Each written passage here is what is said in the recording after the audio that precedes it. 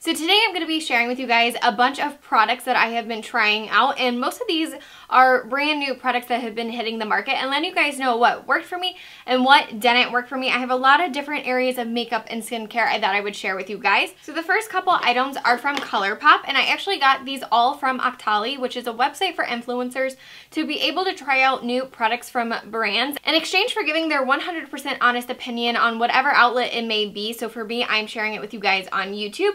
But the first thing I have is the Weekend Warrior Amanda Steele and ColourPop collaboration palette. Now this is a curated palette for this Amanda Steele collaboration, and these are the new pressed eyeshadow pans, and so these are the colors that it comes with. They are really pretty. I actually enjoyed all these colors except for this one, and it's just because that's not a very wearable color for me for every day for work. Otherwise, it is a really pretty color, just not something I typically gravitate towards.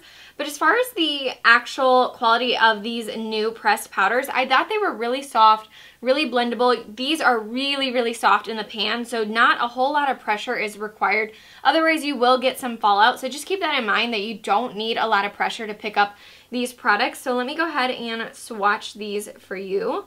They are, see like how that one can have a little bit of fallout.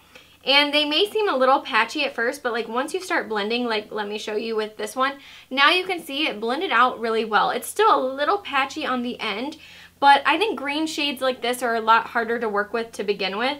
But let me show you again with that purple shade. There are what those shades look like, and you can see that they blended out really easily, but I don't think these are absolutely the most pigmented, best eyeshadows in the world, but I do think they are pretty good. Now I will say the other two shadows that I have are an individual pressed one, which this is more of a metallic shade, and then I have like a typical Super Shock shade. So this is the shade Take It Slow, and this is one of those like Super Shocked but pressed powder forms, and I really like these better in general than the matte shades. The other shade in this palette, this shade right here, this is a satin. I think the satins are nice, but they are very, very muted and they don't show up as well on the lid. So I'm not surprised that the Super Shock kind of really metallic shades but in the pressed form were my favorite, because those are my favorite in the individual older collection as well. So let me go ahead and swatch this one for you. You'll be able to see it's much more pigmented. I'm running out of space.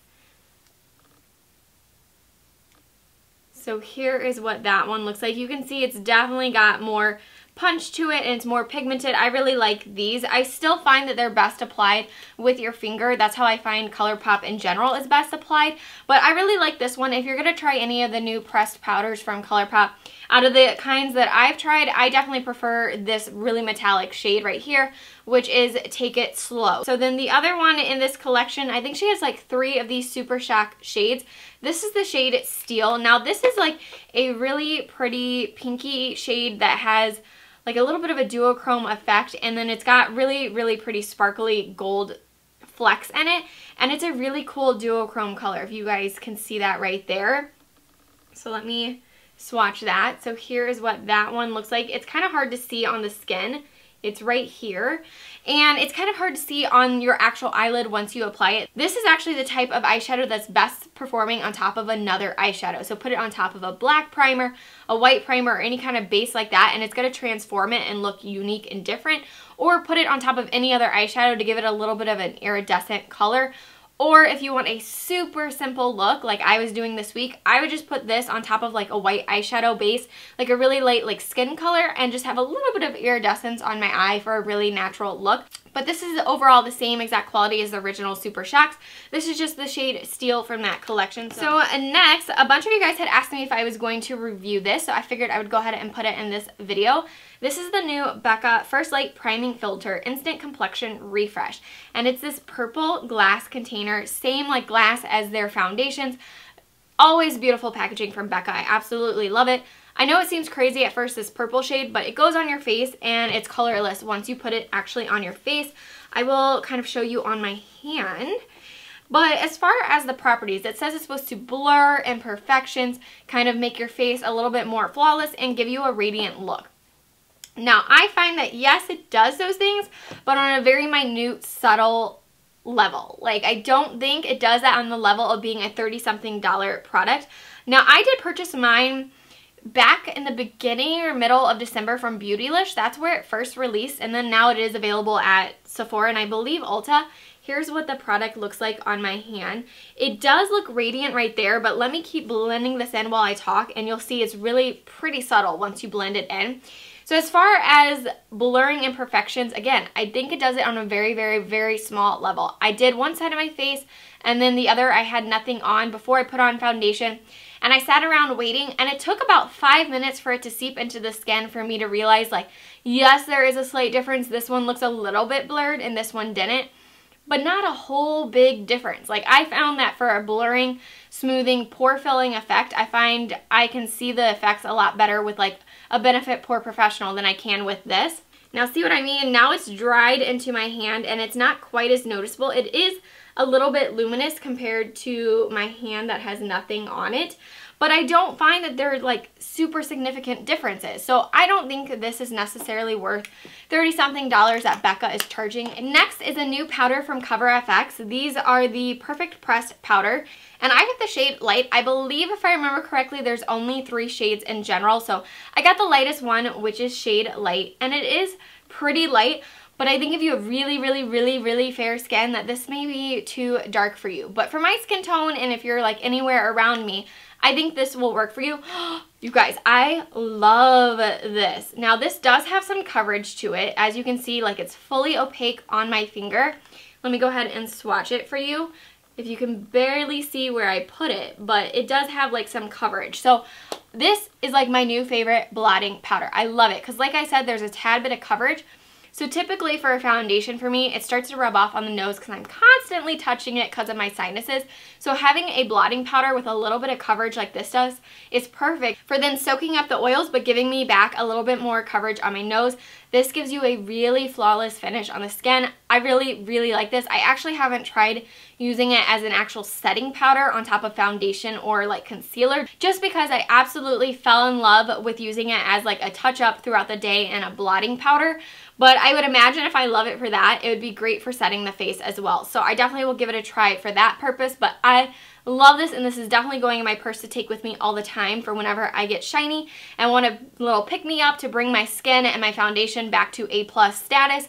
This is perfect for it. So that definitely worked for me. So next I have a new concealer from NARS, and this is the NARS Soft Matte Complete Concealer, and I have the shade Light 2 Vanilla, and they have a ton of shades in here. So there is that Light 2 shade, and this is so creamy. It is so full coverage. I absolutely love the coverage that it gives. Just so you guys can see, this swatch is right here. I know it's like fleshy tones. It's a little hard to see, but very, very creamy. It warms up in your hand and you can blend it out so easily. Like you almost don't even need a brush to blend out these products.